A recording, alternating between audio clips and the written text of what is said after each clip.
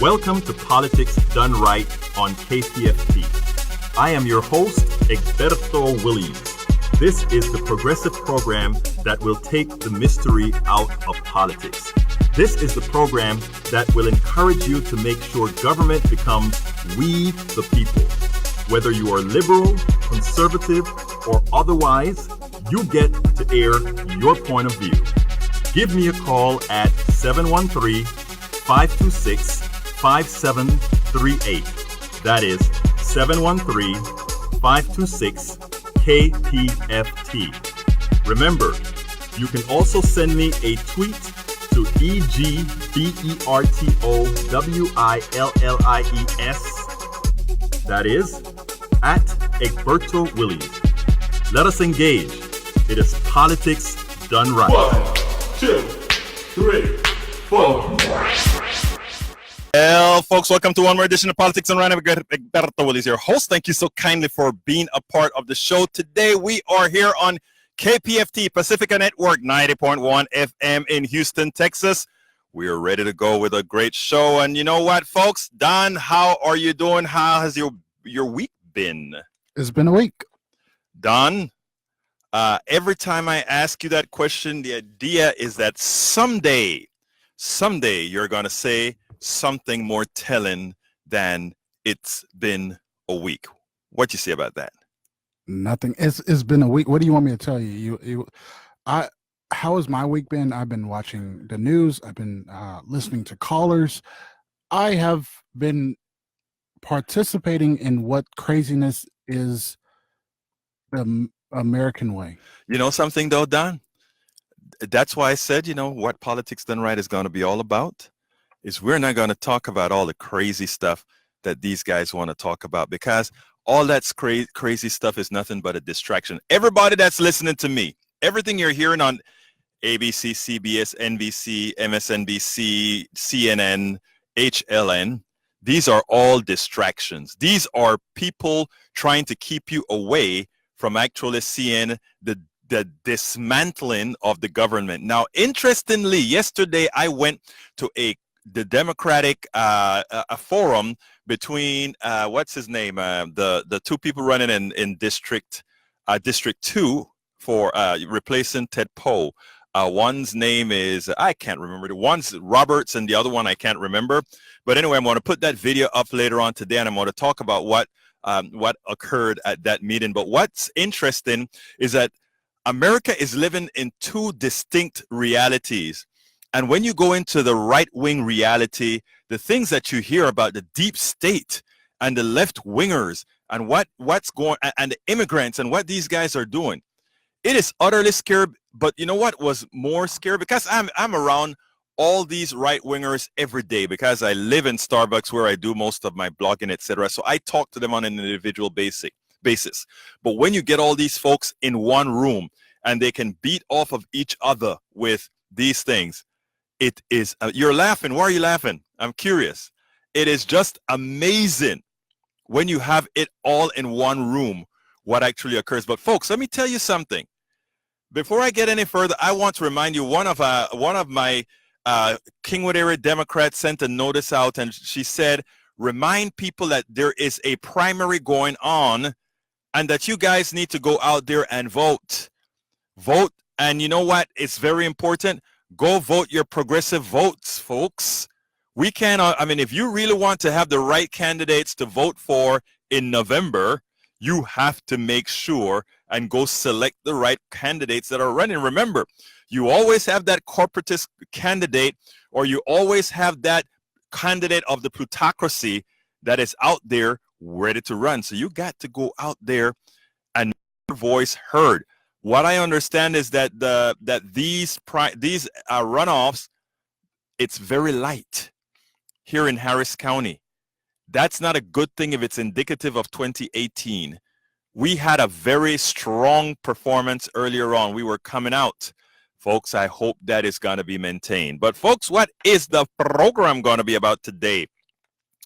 Trump drug pricing scam. The name of the program today, though, is Trump's promised reduced prices of drugs, just another scam. Then again, Trump's life is a scam. All he's ever done is to scam. What was scary about being at that meeting with a whole lot of my Republican friends is that they are able to put a wall up to not see what this guy's all about. And I've never, we always make a joke sometimes where we say, thank you, Dan Crenshaw and Kevin Roberts. Yeah, that's who we were. And Todd Litton has already won his race, so he'll be competing against one of those guys. Anyhow, what happens then is we always say, well, the crazy left is just as crazy as the crazy right. Not really. Not really. Even the crazy left conspiracy theories do not put on a veil like folks have so far for Donald Trump. It's not even so. So anyhow, the title of the show is going to be Trump's Promise Reduced Prices of Drugs, Just Another Scam. Subtitle, remember, we pay for many of the drugs they are gouging us with using our own tax dollars. The problem is Americans don't know that. The problem is Americans believe a whole lot of the crap they hear on TV. Like the reason the drug price, one of the guys at the meeting last night told me, the reason the drug prices are very high is because of the FDA, the deep state. I'm like, okay, after the show was over, after the thing was over, I really sat down and talked to some of the folk. And I said, hey, do you really believe in this thing that you're calling the deep state? Oh, yes, there really is a deep state. Exactly. Could you define what the deep state is to me? All those unelected bureaucrats. And I'm like, well, aren't those unelected bureaucrats led by appointees? Yeah, but they're there all of the times and they really run the show. But the appointees can fire any one of them, right? Well, it's hard to fire a civil servant. Is that really so? Not quite. That is not quite accurate. If there's cause to fire any one of these guys, you can fire any one of these guys. So before I get into the program for sure, I'd like to ask you guys again to go out there. Those of you here in Texas, Harris County specifically, go out there and make your selection for the best progressive candidate. You cannot allow somebody else. And before I get to the program, I'm going to get to Aubrey early because Aubrey's a caller that I think it was 2 weeks ago. Aubrey, you really touched me on some of the stuff that you had to say. So I want you to stick there and let me just get through the beginning of the program. I'll talk to you before I get to the blog of the week because I really want to talk to you. I remember keenly from 2 weeks ago, and there's a whole lot of points that you made. Anyhow, folks, I refuse to make Russia collusion, Stormy Daniels, or Trump tweets the focus of any of our shows. There is too much happening that affects most middle class and poor Americans. Robert Reich wrote a piece early this week that we will go over. I liked it so much, I made it the blog of the week. Usually I write the blog of the week. Well, this week was kind of easy. I didn't have to write the blog of the week because Robert Reich did it for me. But before I get to the show, I want to remind all our listeners that KPFT is a bastion of intelligent voices and programs. As a political activist myself, my favorites are the Think Wing Radio with Mike Honig on Mondays at 2 p.m. And of course, we have Open Journal with Dwayne Bradley and crew at 6 p.m. And then there is Jazz Latino of Rocky Band Latin Jazz at its best with Juan Flores on Tuesdays at noon. And we have, of course, the Human Condition at 3 p.m., followed by the Three Minstrel Show with Don, our own program director here, Don and Dwayne, his brother, at 4 p.m. on Fridays on the KPFD HD2 side. Now, folks, Don, tell us a little bit about the news. Oh, you're talking about the KPFT News, yeah. KPFT News? Yeah. KPFT News will be on tomorrow at 2.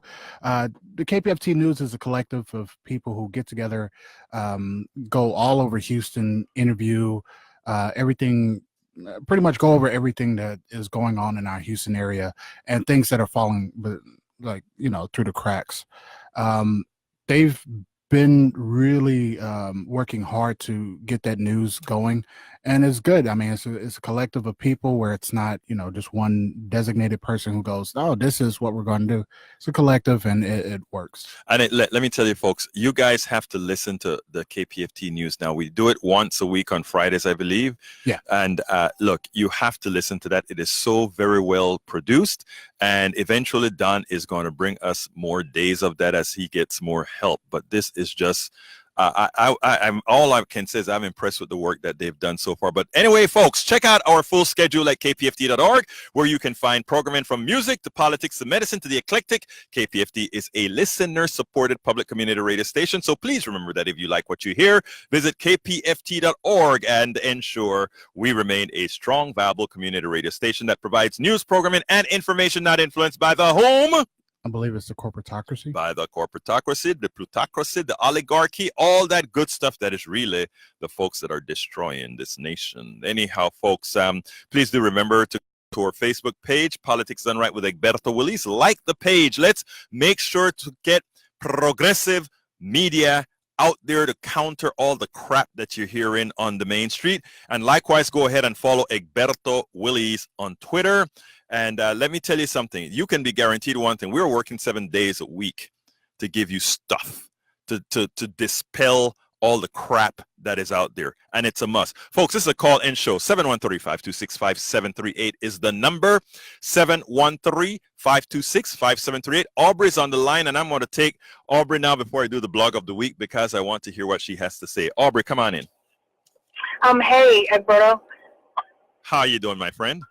I am okay. I didn't expect you to remember me. I'm sorry. I was just calling because you said something about voting, and I was just curious your take on how the Democratic Party is trying to do the same thing to Laura Moser that she's doing that they did to Bernie. Let me tell you something. I wrote a complete article on, well, actually, I wrote several articles on the Moser incident. In fact, I interviewed Laura Moser on my Politics Done Right daily show. And I made some videos of that, which you can find at my website, egbertowillies.com. It was also promoted to dailycoast.com to give it some more exposure, which it got quite a bit of exposure. But of course, it's only people in District 7 that can vote for Laura Moser or Lizzie, her opponent. Again, I just did. I will. Yay. Excellent for you. But let me tell you, let me tell you this a bit further. Look out on usually on Thursdays, I read the blog of the week, which turns out to be my front page article on the dailycoast.com. This week, because I wanted to talk healthcare, I didn't. But let me just give you the little sneaker here. If you on Sunday on dailycoast.com, I am talking about progressives versus the establishment. And also I have in that article mentioned the reality that it's not the progressives that the Democrats must fear. It is the establishment that they must fear. It's the establishment that can kill the blue wave. It's not the progressives that's going to kill the blue waves. And I gave a complete path to exactly how it is that is happening. Not only how it's happening, but how their theory of going to the middle is the right way to go. And I want to give for the people that are listening there that may not go to dailycoast.com and read the article, I want to remind folks of something that is very important, Aubrey, and it goes as follows. Bill Clinton created this group, or not Bill Clinton, a group of Democrats along with Bill Clinton who led it, created this stuff called the DLC, the Democratic Leadership Council, okay? That was to move the party, the Democratic Party, from its leftward move that occurred in the 70s and the 80s during the time where unions were strong, where we made sure that we had good social programs to give people a hand up. And because the Republicans, under Reagan and others, had created a particular environment that was a mean environment, a selfish environment, an environment, what I call an Ayn Randian type environment, what occurred then is Bill Clinton thought he could move the party somewhat more to the right to make it more palatable to those selfish people, to the people who wanted everything for themselves, no taxes, etc. It turned the baby boom generation into, for all practical purposes, and for all of you that are good baby boomers, I'm not talking about you, but it turned them into a selfish people. Under Reagan, under Bush, well, Bush kind of started things a little back on the good side. I'm talking Papa Bush, not baby Bush. And I wrote this in my book. If you want to see some of this, folks, I have a book called As I See It, Class Warfare, the Only Resort to Right-Wing Doom. And what they did is they turned the boomers into the most selfish people that is. Cut taxes. And in the process of cutting taxes, what it meant is that tuition was high for all our students now. And then we sit back and say, why can't they handle it like we did? Well, because we screwed them. That's why not. And so all these things occurred in under the DLC and so forth, right?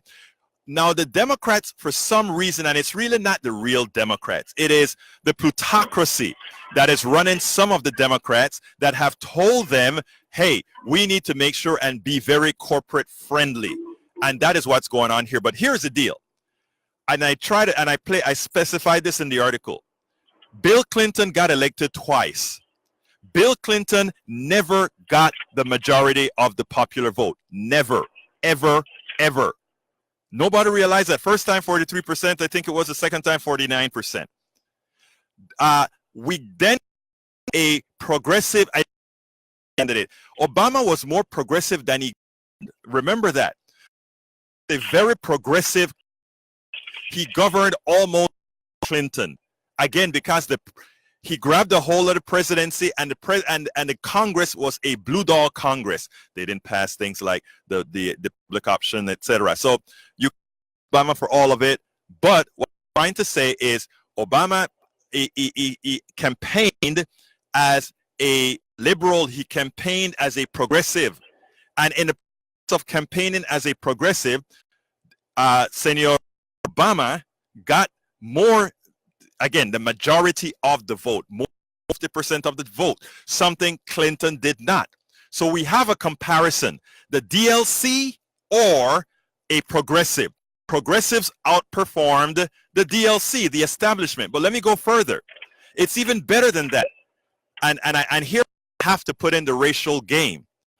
The fact that a President Obama, a black man, could become president before his time, before the country was really ready for that. And I continue to tell people that the tip that over is the economic demise that we were in. And what I try to explain then is that if you take a look at all that has happened, the fact that Obama made 52% of the vote, and I think a bit higher, 1.4, it tells you that that a progressive message, well designed and well delivered, wins popular vote and wins the electoral college. It is anybody that is scared of progressives is either misinformed, ill-informed, or willfully ignorant. And I say that willfully ignorant with civility and respect. Aubrey. But this doesn't. I mean, I'm trying to figure out. I'm not trying to figure out when you called. When I called in last week, you had a guest. Yes. That you were touting as just an amazing human being who was leading the Democratic efforts. Okay. And I just don't understand how we're supposed to support any of that. Let me explain. We know that they sabotaged Bernie and continue sabotaging literally today. Right. With Laura Moser. Absolutely. And let me explain that to you, okay? And I told this to I don't remember her name right off the top of my head right now, but I told that to her as well, right? Okay, good. I don't know. You remember I came in at the end of it. Right. I hope if you did, yay you. Yeah, no, but what I'm saying is as follows, Aubrey. The Democratic Party is the structure under which the election occurs, all right? It is really pointless for us, in my humble opinion, back and keep harping on what they done to Bernie Sanders. We know this. But it's now Laura Moser. I understand. I didn't harp on her. I understand. I understand. Let me finish. I don't harp on Bernie Sanders. And when it comes to Laura Moser, as far as what the party attempted to do to her, one of the things Politics Done Right and all these other organizations that are willing to tell the truth did is they brought her on and they continue to make sure that her message goes out. But not only that, they continue to tell the story of what the DCCC is doing to her and to others around the country. I didn't only have Laura Mosier on my show. I also had Levi man from Arizona, who the DCCC did the same thing to. So what I'm saying is, I am not going to waste or spend my time trying to say, DCCC, you're so bad. Could you try to be good? That's not my job. My job is to go where the people are. You, Aubrey, you are the grassroots. And that's why I'm so happy that you called back, because you were saying, oh, you just have had it because of what the party continuously do. I am saying the party is solely the structure. And what we progressives do is we ensure that progressives out there go vote. And when they hear Aubrey out here and say, okay, fight like hell for progressives, right? Other people who would have thrown their hands up and say, well, the Democratic Party is screwing things up anyway, they'll come out and say, well, if Aubrey, who was so strongly against what the party has done to Bernie and Laura, etc., is going to go work her butt out there, go out and vote. Then I'll go out and vote for the progressive. And that is what I'm trying to get folks to do. In other words, disregard what they're telling you. We are going to support the person. And in that article that I have in on Sunday on the front page of Daily Kos, that is what I'm articulating. We have to go out there with a face. We don't go out there as victims.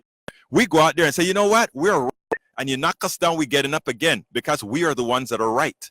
We are the ones supporting the middle class. We are the ones, the grassroots. We are the ones that the poor can look up to and know that we're trying to make a way for them.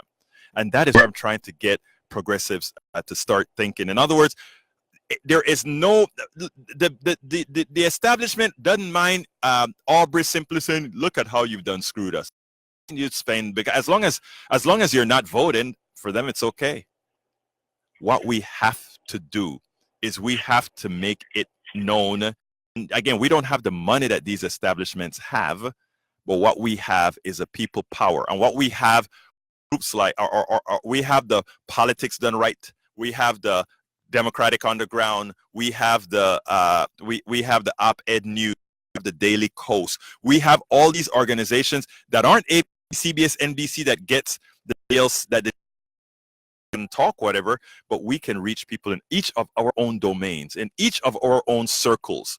We can reach people. Now, what I tell progressives, though, is that you got to support the avenues that you have, because the DLC is going to get funding from the corporations. The DLC get funding from all these other organizations, but we are not going to get funding other than the onesie, twosie dollars that you can actually provide to keep a KPFT online, to keep a Politics Done Right online, to keep a Op-Ed News online. It is, you know, we can't just hope. We have to make things happen, Aubrey. Anything else before I go to the other caller, Aubrey? No, thanks. Thank you so kindly.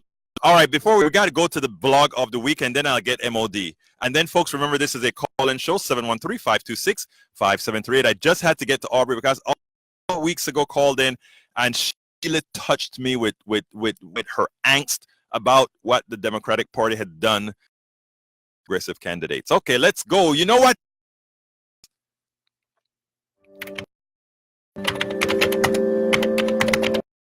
Time for the weekly blog post. All right, my friends, here is the deal. Trump's drug pricing scam. That was the Robert Reich. I wanted, as I talk about it, some of it, and he goes as follows. Trump to rein in drug prices, it was a sensible campaign promise, but announced Friday does little but add a battering ram to his ongoing economic war against American allies. He calls it American patience first and takes aim at what he calls foreign freeloading, the pressure foreign countries to relax their drug price controls. US trading partners need to pay more because they are using social price controls, market access controls to get unfair pricing, said Alex Azar, Trump's Secretary of Health and Human Services, who perhaps not incidentally was, guess what? A former top executive at the drug Eli Lilly and Company. By this tortured logic, if other nations allow drug companies to change whatever they want, U.S. drug companies will then lower prices in the United States. We know this is nonsensical. It would just mean more profits for U.S. drug companies, revealing the stock prices of U.S. pharmaceuticals companies rose after Trump announced the plan. So you know one thing, if somehow he's trying to lower drug prices and the stocks zoomed up after this meeting, of course it means that these guys are going to be making a killing. Of course it means. While it is true that America more on medications per person than do citizens in any other rich country, even though Americans are no healthy, that's not because other nations on American drug companies. Big Pharma in America spends more on advertising and marketing than it does on research, often tens of millions to promote a single drug. The U.S. government supplies much research Big Pharma relies on through the National Institute of Health. This is a form of corporate welfare no other industry receives. So what these guys do is they go to colleges, they go to think tanks or whatever, or research institutions, they pay them to go ahead and develop a drug, or Ebola or something else.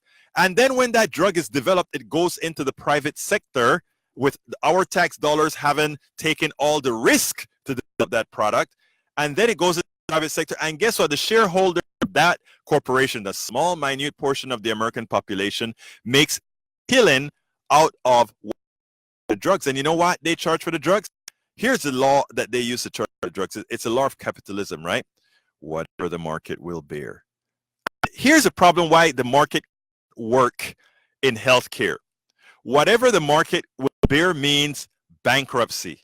And why does it mean that? Because if your daughter is sick and somebody is telling you you have to use this drug, whatever the market will bear mean whatever funds you can come up with. And that means mortgaging your house and taking away your entire wealth. That's what it means when you have healthcare within the marketplace.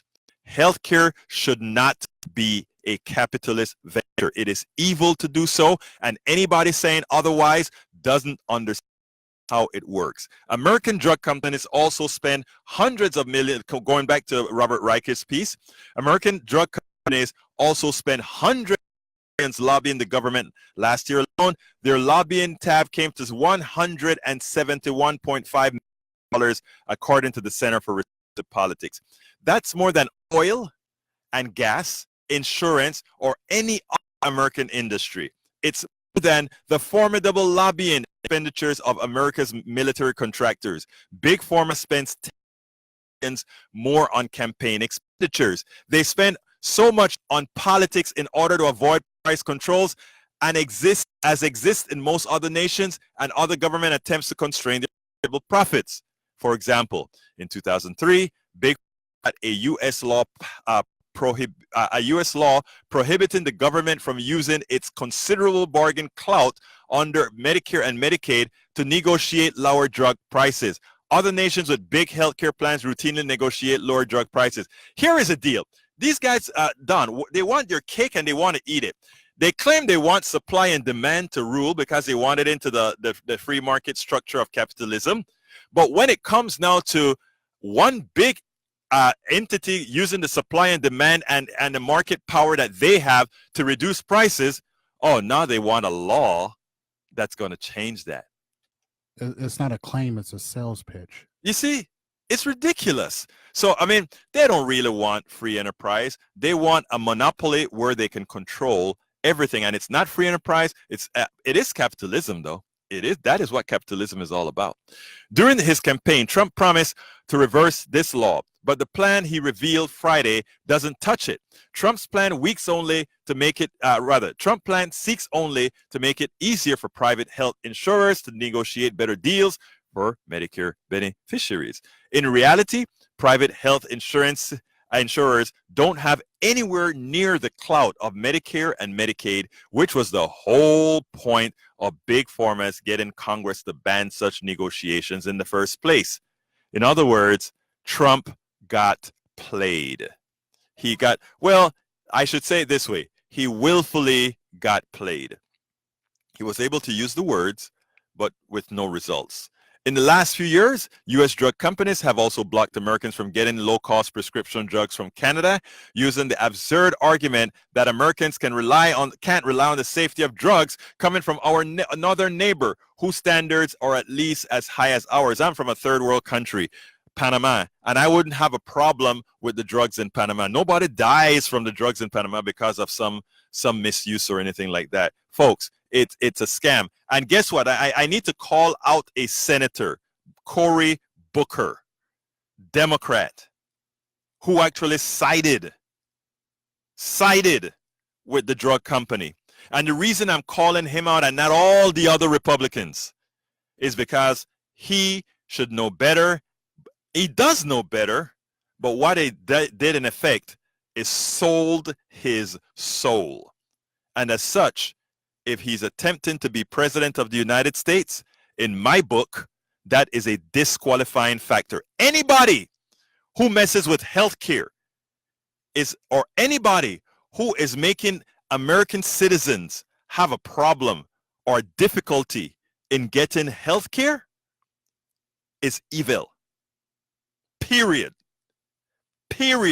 Every single senator, politician, congressperson who is making it difficult or who are making it difficult for Americans to get health care, they are evil, because what they've effected is the death of many for the lack of.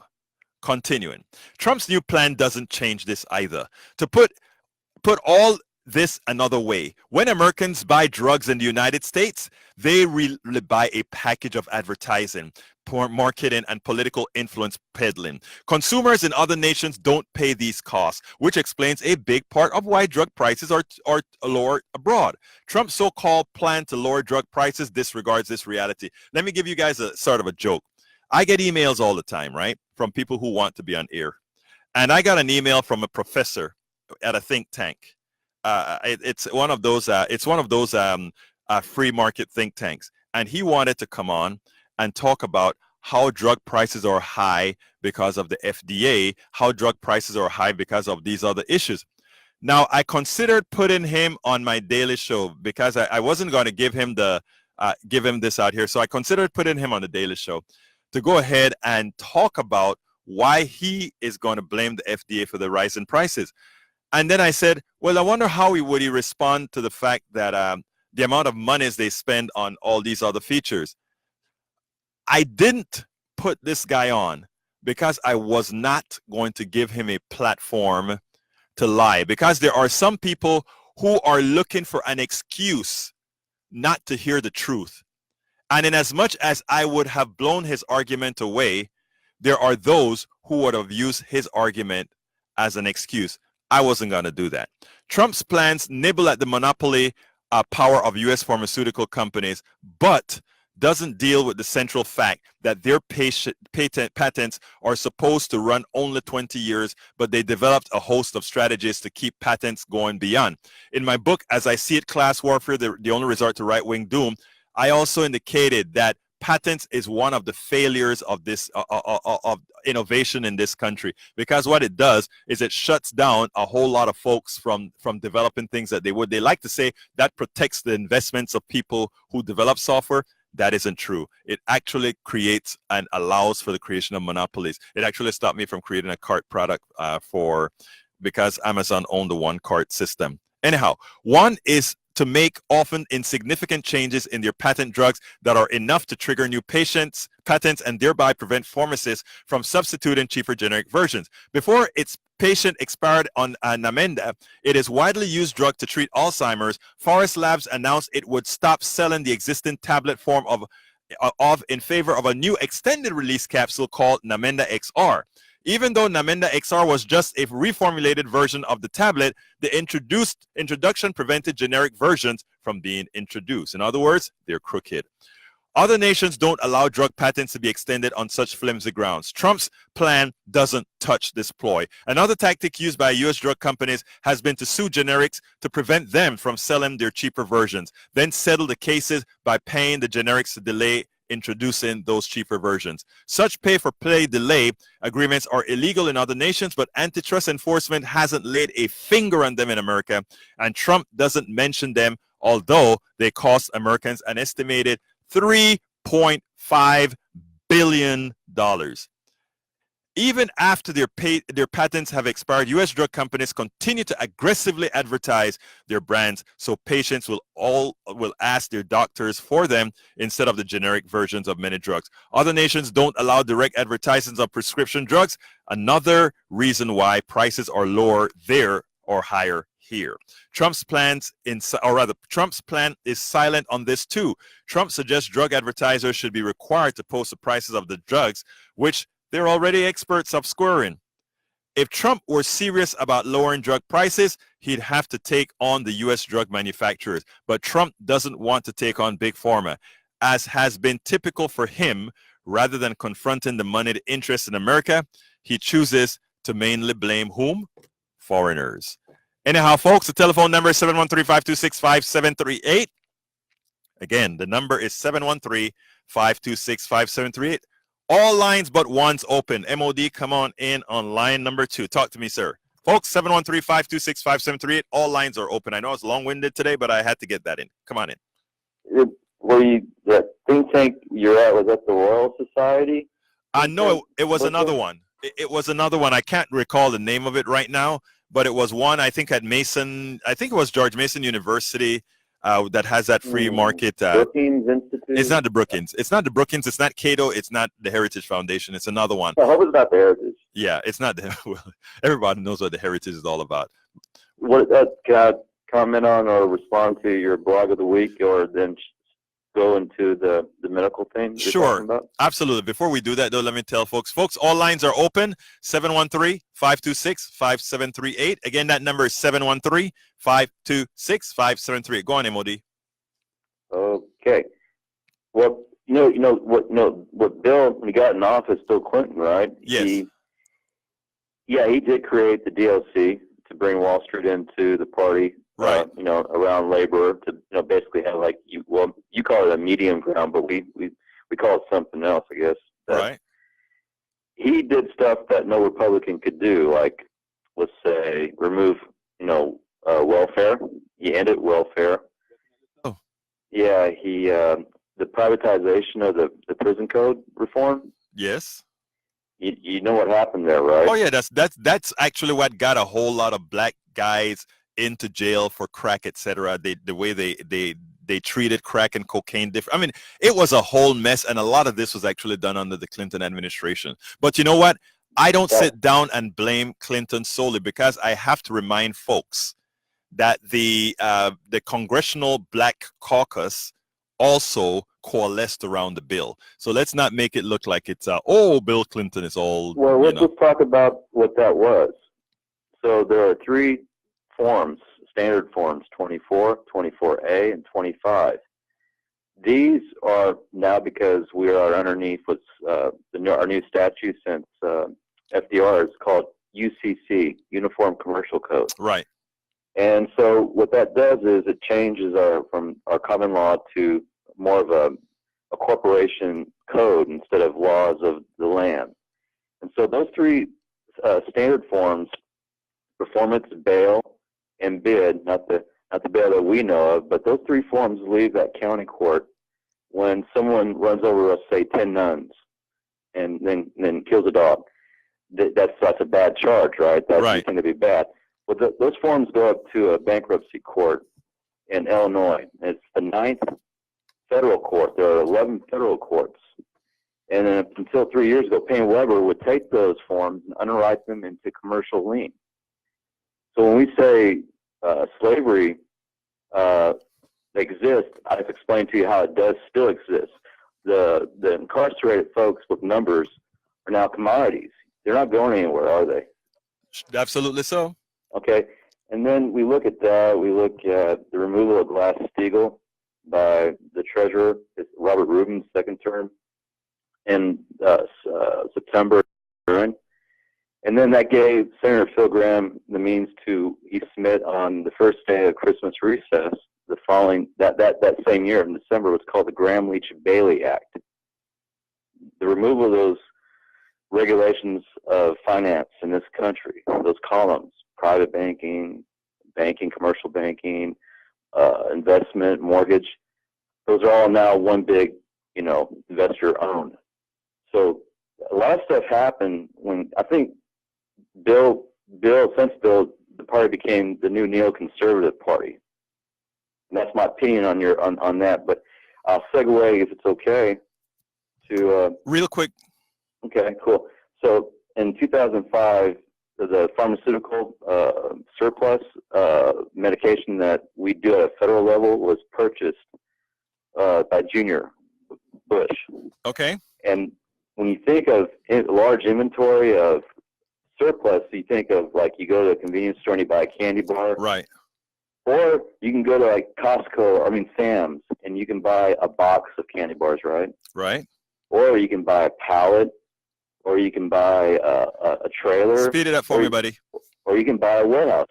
The underwrite for the purchasing from the pharmaceutical was in a framework underwrite of that, like buying many candy bars, and that's why the pharmaceuticals make so much money. And that same underwrite of purchasing was added to the Affordable Care Act when Obama did his ACA.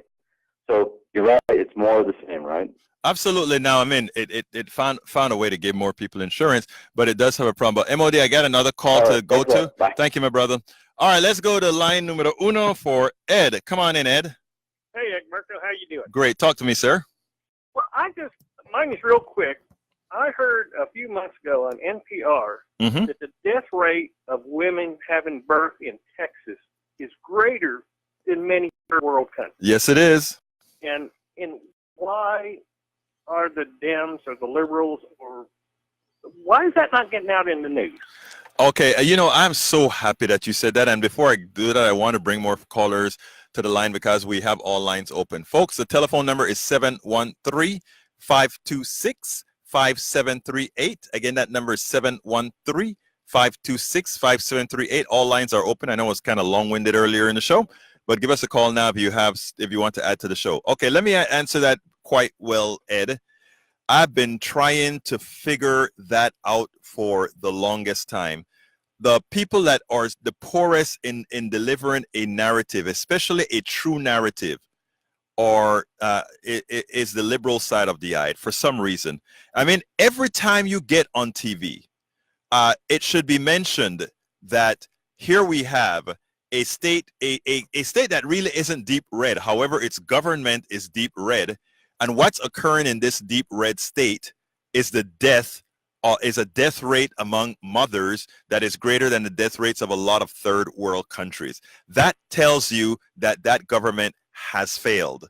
That we can enumerate that in Alabama, we can enumerate that in Mississippi, we can enumerate that in all these other places. Moreover, if you take a look and correlate those states that accepted the Medicaid expansion to the Affordable Care Act, to Obamacare, we also see that the death rates caused by illness is much greater than those states that accepted the expansion. And it goes to show, I mean, I think it was A&M or one of these other universities show that because of what the Texas government has done, and don't quote me exactly with the numbers, but the direction is what we're talking about.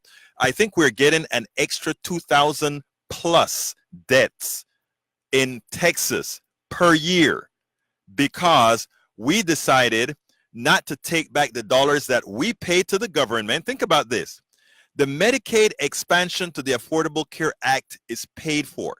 In other words, whether Texas accepts it or not, that is paid for right now. There are 1 million Texans who would otherwise qualify for the Medicaid expansion to the Affordable Care Act. They would be able to get insurance for next to nothing. The healthcare system, meaning the hospitals and the doctors, would have an additional source of funding, which means a better economy as well. Of course, an economy out of sickness, but an economy. And what did we do? We decided to leave that money on the table. We decided that, okay, California can have our money, New York can have our money. All these other people can have the money that we are already paying into the Affordable Care Act. And in the process, 1 million Texans get no insurance and 2,000 of them die every year. It is that simple. And by the way, for those who said, but we couldn't afford it, the first 3 years of accepting the Medicaid expansion to the Affordable Care Act cost the state zero, nada, niet. And thereafter, it cost 10%. Here's the kicker. Because if somebody gets hit by a truck that doesn't have insurance, we're going to take care of them anyway. Guess what that tells you? It tells you that we're going to take care of that in the emergency room at a high cost, which means we pay for it anyway. So we pay for it. We don't get the money from the Affordable Care Act. And at the same time, more people die. So here we have a party that claims to be fiscally responsible. And what it shows is that they have not a fiscally responsible bone in their body. Here's a party that says they cherish life, but what are they doing? They are allowing the death of over 2,000 Texans. And this can be replicated in red state after red state. Ed, and would you like to add to that? Well, I was just about to say that they say they're pro-life, but once a person hits the ground, once that baby comes out, or I don't understand. I'm a conservative Christian, and I believe we're supposed to help people. Yes, you are. I think that's what the Bible says. And I'm sorry to get religious, but so certain people only are worth fighting for. The fetuses, and yet, hey, once you're on the ground, you can just die of whatever. Well, Ed, I'm so happy that you said you're a conservative calling into my great progressive show. No, I'm not a conservative. Great. Christian in that I believe in what Jesus taught. Hey, because conservative are not conservative Christians in my eye. Right. Well, I have a whole lot of conservative. Hey, wait a minute. I just said my great progressive show, and you know what Don said? He looked at me like, great, like if I meant big. I that wasn't trying to be. I wasn't big. Huh? Oh boy, there you go. Hey, look, Don is giving me a hard time, radio guys. Give me a call and fix Don. 713-526-573. Anything else you want to add before I go to Johnny, Ed? Nope. Great show. Thank you. It's a great show. So thank you. Well, thank you so kindly. You heard that, Don? He said it's a great show after all. He can do that. But I can't. Okay. All right, folks. 713-526-5738. 713-526-5738. And you know why it's a great show? You know why it's a great show, Don? I need to hear your voice, Don. Don't be just talking through my ears, Don. Yeah. You know why it's a great show? Because it doesn't belong to anyone else than who? The people. So, are the people great? Oh, the people are great. So, is it a great show, Don? We'll talk about this. Johnny, come on in, my brother. There you go. Now I hear you. Yes. Well, I want to congratulate you. You every day you say something good. You make me feel bit more easy about you and your program. For example, today you called Cory Booker out. That was really great. Okay. Because I've been waiting for someone to call him out, and you're the first one I've noticed to do that. So congratulations. Well, thank you. Let me tell you what, before you continue, let me tell you this. I want to tell everybody that's listening here. I am one, okay, I'm taking my host hat off for a minute. I am one of the real Democrats who believe in the platform that we created along with Bernie Sanders, okay? Bernie Sanders and Hillary Clinton. We created a great platform. And I am holding Democrats' feet to the fire to support that platform. Continue, my friend. Well, if that's the case, maybe you should run. I don't. There's a whole lot of problems. Go ahead. Listen, I got a suggestion for your program. And this is a violation of KPFT bylaws or whatever you want to call it. Okay. She was or is running in California, so it's not a conflict. Uh-huh. You can interview either in studio or over the phone Allison Hartson. She's running in California or was running in California, and She's one of the big movers and shakers behind Wolfpack, wolf-pack.com. I know who they are. In fact, I know the founder. Yeah, you should interview them on a semi-regular basis between now and Election Day, November, because that stuff needs to get out. And also, as another suggestion, I'd like to see you interview people who have specific knowledge about those 20 points I sent you, and tackle 3 of those points per week. Look, I'm showing our Facebook audience the sheet that you sent me. I have a favor to ask you, because I scanned it twice to put it up on the website, but I want to go ahead and digitize it. And unfortunately, the copy that you gave me had so many different fonts. The thing that changed, the thing that goes ahead and does the character recognition didn't like it. So now that the email address is working correctly, I ask of thee to send it again. Okay, you want me to send it again through email? Yes, sir. The info@politicsdoneright.com. And I got to go to another call, Johnny. Tell me whatever you have to tell me real quickly. Well, it's a technical question. Yes. I don't have to change the fonts on my email. I'll just send you the way it is, and your program will be able to duplicate it as it is. Yes, sir. Yes, sir. So just email the work product that you printed this from. Okay? Okay, because the font sizes are specific. There's a reason why I did that. Not a problem. I understand that. I understand what you're doing. Just send that to me and we'll be okay, my brother. Okay? Good luck. Thank you. You have a good one now. Bye-bye. All right, let's go ahead and go to Scooter. Come on in, Scooter. Hi. I just wanted to make an announcement. Maybe you haven't covered this, but a law just passed. It was Elizabeth Warren started it. Yes. It was bipartisan. And she managed to make it so that you can buy hearing aids over the counter. They're not controlled, and you don't need a prescription. So if there's anybody out there, wait a minute. If there's anybody out there that's hard of hearing and has reading lips because you ain't got $3,000, those machines only cost $150. Well, you know what? You just did a service for a whole lot of people who really don't need anything other than to make their hearing loud. I mean, the sound that's coming into their ears louder, and not paying that $3,000 where we're probably 90% of it goes into the pocket of some shareholder and some executive, etc. I mean, our health industry is Scooter, our health industry is such a predatory industry. Crazy. And that we don't have politicians calling it out. And let me tell you better, that we have a clergy, that we have religious people, that we have pastors that come straight out against what we call universal health care that doesn't have profit. They pasteurize it. It is amazing that folks don't call these pastors out for the evil that they are. And I hate to say it that way, and I'm going to tell you, my dear religious friends, if your pastor is telling you that programs that provide health care is socialism, tell them they are not of God. They are not of Jesus. The biggest socialist in this world, the biggest socialist in this world that ever walked this world was I don't want to get Jesus Dean Becker Christ. on you, but back in the day when we were in trying to get drug policy reform through, yes, we could not get a pastor from either church, but not black church, white church, or anybody to even look at what we were saying. Like, these people can't be in jail for 20 years. It's stupid.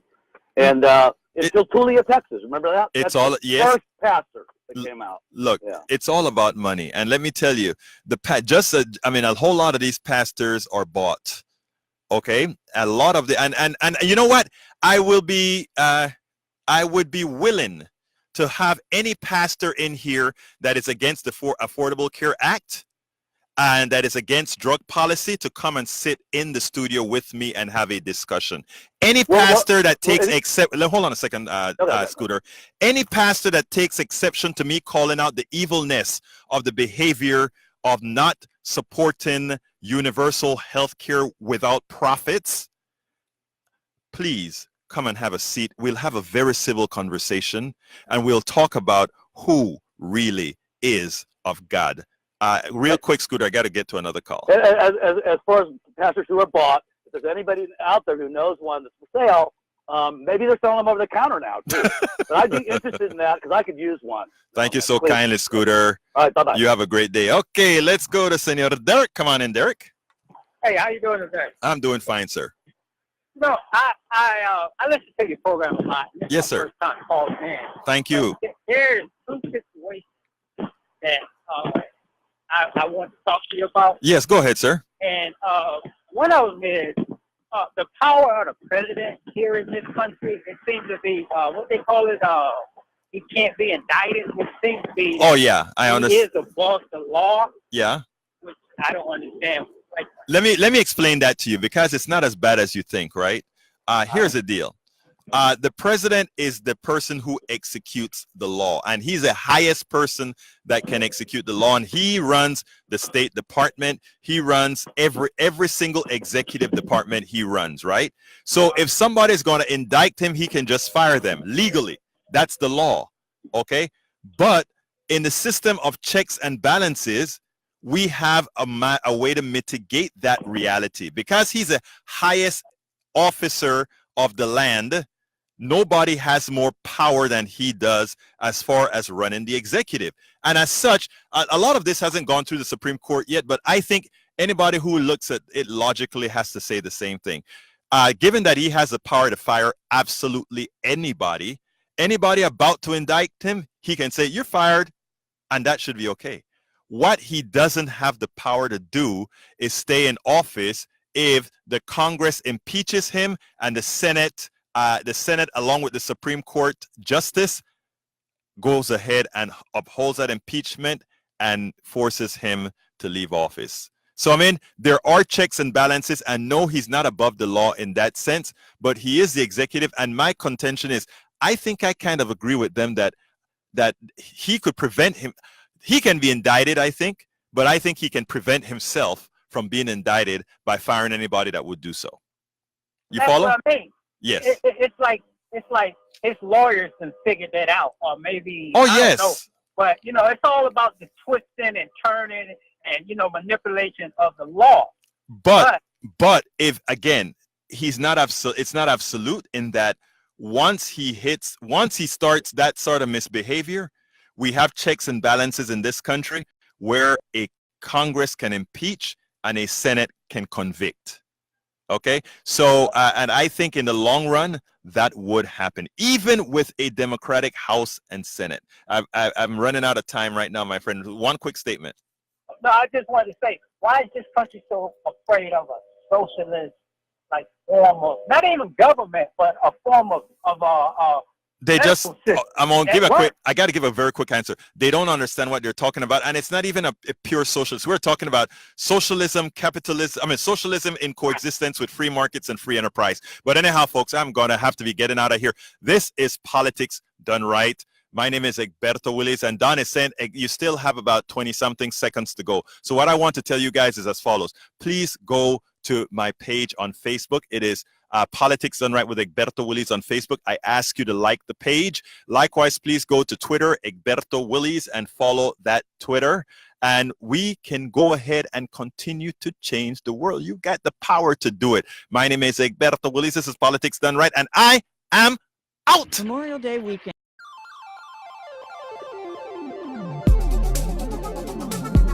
Thank you very much for listening to Politics Done Right.